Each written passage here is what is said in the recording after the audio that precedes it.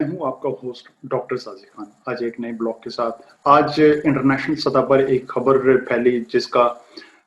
पर पाकिस्तानियों और बिलअमूम मुस्लिम दुनिया में एक धचके की कैफियत महसूस हुई। उस खबर के मुताबिक इसराइल के प्राइम मिनिस्टर नेतन्याहू एक इंतहाई मुख्तसर काफिले के साथ सऊदी ममलिकत के शहर न्योम पहुंचा, जहां उसने सऊदी वली अहद मोहम्मद बिन सलमान से मुलाकात की। इस मुलाकात में अमरीकी वज़ीर ख़ारजा पोम्पियो भी हाजिर था। इस मुलाकात का एजेंडा बताने से पहले आपको ये वाज़ेह कर दूं कि सऊदीया और इसराइल में बाकायदा सफारती ताल्लुकात मौजूद नहीं, दोनों एक दूसरे के लिए एलियन रियासतें हैं। अब इस मुलाकात का एजेंडा ये था कि कैसे सफारती ताल्लुकात पर पेशरफ्त की जाए और ईरान के जो बढ़ते अज़ाइम हैं या उसका असर नफूस है, न सिर्फ ईरान बल्कि तुर्की को भी इस मशरिक़ वुस्ता के खित्ते में कैसे महदूद कर दिया जाए।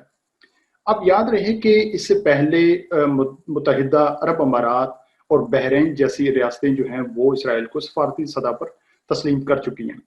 लेकिन ये बात भी याद रहे कि ये दोनों ऐसी रियासतें हैं जिनकी पुष्टपनाही हमेशा सऊदी अरब ने की। सऊदीया के साथ इनके इंतहाई करीबी ताल्लुकात हैं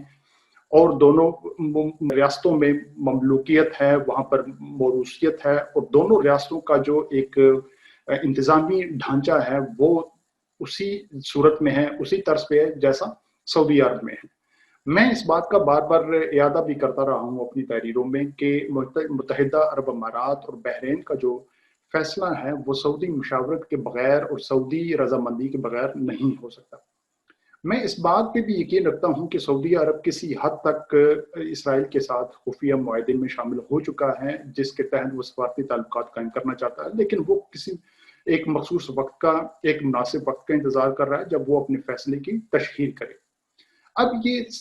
बदलती सूरत हाल ये कैसे बदल रही है, इसमें किसका क्या किरदार है, मैं इसमें जो बैनुल-अक़वामी जराइद हैं या इंटरनेशनल मीडिया है, ये जो थिंक टैंक्स की रिपोर्ट्स हैं, उसके मुताबिक ये अमेरिका की और ट्रंप इंतजामिया की चार्म ऑफेंसिव स्ट्रेटजी है। ये चार्म ऑफेंसिव स्ट्रेटजी में अमेरिका जो है कैरेट एंड स्टिक की एक पॉलिसी लेकर चल रहा है, जिसके मुताबिक वो इन अरब मुमलिकतें जिन में बादशाहतें हैं, जिन में मौरूसियत है, उन्हें डरा धमका भी रहा है और दूसरी सतह पर दूसरी जानिब उन्हें लालच और हिरस और तहफ़्फ़ुज़ की गारंटी भी मुहैया कर रहा है। डराव धमकार वो इस अंदाज से रहा है कि वो इन मुमलिकतों को ईरान और तुर्की के बढ़ते असर नफूस और उनके असर से और उनके फैलते यहाँ पर जो अज़ाइम हैं या उनके असासे हैं या उनके जो मुआशी और स्ट्रेटेजिक जो उनके अज़ाइम हैं उनसे डरा रहा है तक और इस बात को ये बात नफसियाती तौर पर इन अरब मुमलिकतों के बादशाहों और इनके हुक्मरानों के जहनों में डाल रहा है कि अगर ये ममालिक इनका असर नफूस बढ़ गया तो फिर ये इनके इक़्तिदार के लिए खतरा साबित होगी। दूसरी जानिब इसकी जो अमेरिका की जो कैरेट पॉलिसी है वो ये है कि इसराइल का जो खतरा है अरब मुमलिकतों को या उसकी एजेंसीज के जरिए, ताकि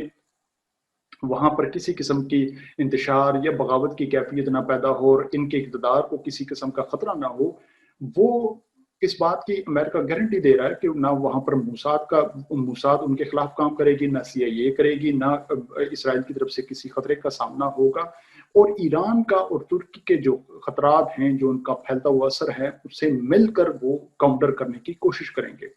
ये यानी एक ग्रेट गेम का और एक शतरंज की एक ऐसी बाजी जो है वो फैलाई गई है जिसमें इन अरब मुमलिकतों को उसमें जो है वो ट्रैप करने की कोशिश की गई है। अब इसमें मसला कहाँ पे आ रहा है? अब मसला यहाँ पे ये आ रहा है कि ये जो मुमलिकतें हैं, एक तो इनमें नातजुर्बाकारी है। अब दोनों मुमलिकत, चाहे आप मुत्तहिदा अरब अमारात की क़यादत ले लें या सऊदी की क़यादत ले लें, दोनों में नौजवान क़यादतें हैं, उनके पास कार्य सियासत का रियासत का तजुर्बा कम है, उनके पास वो नामदेश भी हैं, वो उनमें फ़रासत भी कम है और उन्हें अपने इक़्तिदार को तूल देने की जो एक ख्वाहिश है वो बेहद है, बेजा है। अब इन्हीं वजूहात की वजह से और वो अमेरिका और इसराइल की ये जो एक खिलाई गई गेम्स हैं, वो उसका हिस्सा बन रही हैं। हम इससे पहले भी देख भी चुके हैं कि अमेरिका और इसराइल की जो यहाँ पर एक बाकायदा मनसूबाबंदी के जरिए इन्होंने कोशिश की कि इन ममालिक को जो है वो अपनी जानिब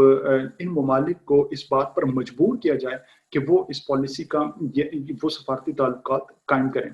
उसमें हम ये देख चुके हैं कि कई मरतबा सऊदीया की ऑयल